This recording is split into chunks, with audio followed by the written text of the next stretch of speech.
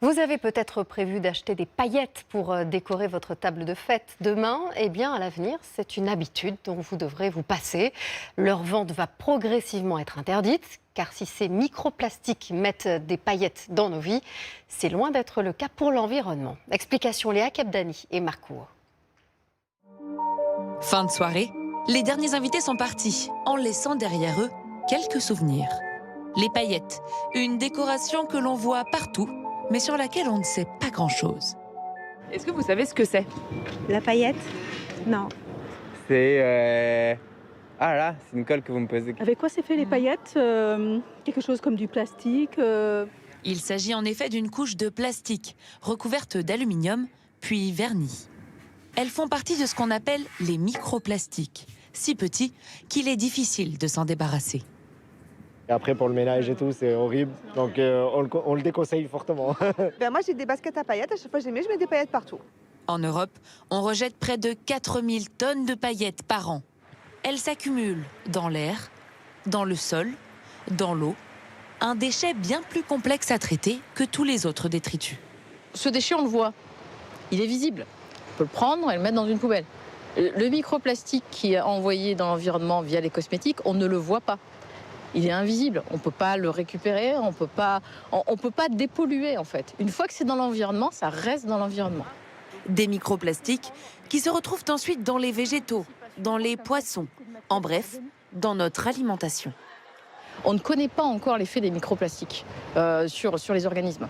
Donc il y a un danger potentiel et il faut absolument réduire ce risque-là en réduisant les quantités de microplastiques qu'on va envoyer dans l'environnement, quoi. L'Union européenne a décidé d'interdire la vente de paillettes. Pour l'instant, il est encore possible d'en trouver en rayon, mais plus pour longtemps. Là, on liquide vraiment le stock, jusqu'à ce qu'il n'y en ait plus, en fait, jusqu'à épuisement. Aujourd'hui, seules les paillettes en poudre, volatiles, sont concernées. Pour celles contenues dans les produits, peinture, cosmétiques, les fabricants ont plusieurs années pour trouver un substitut. Mais est-ce vraiment sain de s'appliquer des microplastiques sur le visage ? Sur le plan dermatologique, il y a peu de risques. Simplement, si on a une peau qui est sujette à l'inflammation, à l'irritation, qu'on a une pathologie particulière, le fait d'avoir ces microplastiques sur la peau, ça peut être irritant tout simplement. Donc on va avoir des picotements, des phénomènes de brûlure, des rougeurs, parfois même de l'eczéma. Pour cette entrepreneuse, il n'était pas question d'abandonner les paillettes.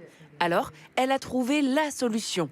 Abandonner plutôt le plastique. Est-ce que tu sais un peu comment elles sont fabriquées? Non. Moi, je t'explique un petit peu du coup.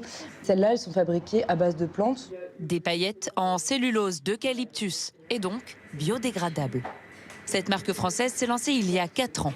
Elle connaît depuis un succès fulgurant. Depuis 2 ans, justement, les paillettes éco-responsables connaissent une popularité grandissante. Du coup, il y a 2 ans, on faisait 200 000 € de chiffre d'affaires. Là, on fait 3 millions. Ce jour-là, Noémie fête ses 21 ans. Elle a décidé d'en offrir à tous ses invités. Le principe, c'est d'arriver à se faire plaisir et de partager des moments joyeux, tout en respectant en fait les conditions pour un futur viable. De quoi continuer à mettre des paillettes dans sa vie, mais sans en laisser partout autour de nous.